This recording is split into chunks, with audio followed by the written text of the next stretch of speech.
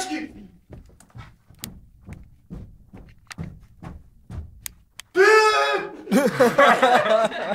Ами ако пръв той стреля, може му оцели. Той ми търпе ръката. Той гръмна с пушка. Нимай, вратата се хлопна. Чуй месец сърце, заек ми сложиха в гърдите.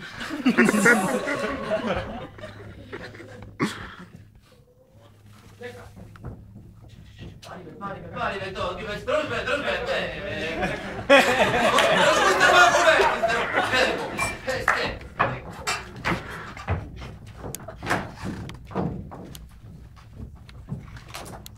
Точе, какво става с Бела? Ще го бъдеш? Ще стане. Стане. О, ще стане друг. Стане, Къде си чул българин да умре на това? казвам, че ще стане. Нема и да чуеш. Аз искрено бих се радвал да се наследеш в нашите нрави двубои. Какво е двубой?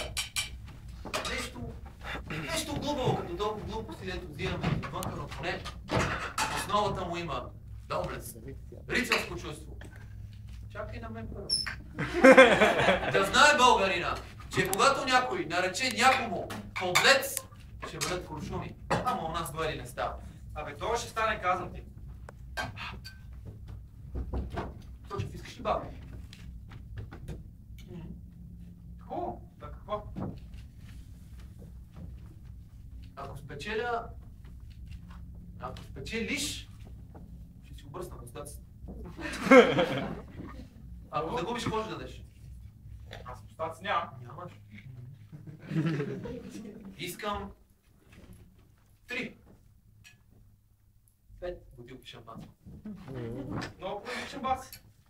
Много хубаво. Добре. Тюрко, е така уверен, че не скоро си големи мустаци. Познавам психиката на бай Ганя, братко, права ре, но двери мрази. Това ще бия така. Добър ден! Господин докторе, пак да моля.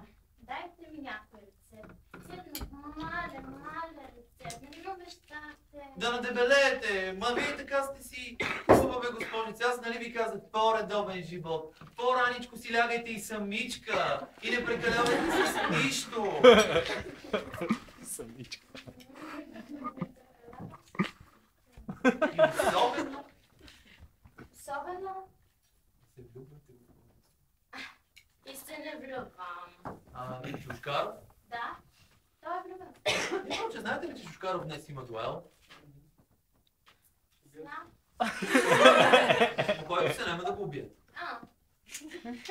Никой никога няма да убия госпожо Дяков. Седено, тържествуваш предобряване. Шшш, ти мълчи. Ви знаете, господин докторе, турете само бързо в пищови. В пеща много често има дуели и се ставали тъй благородно. Ами сте живели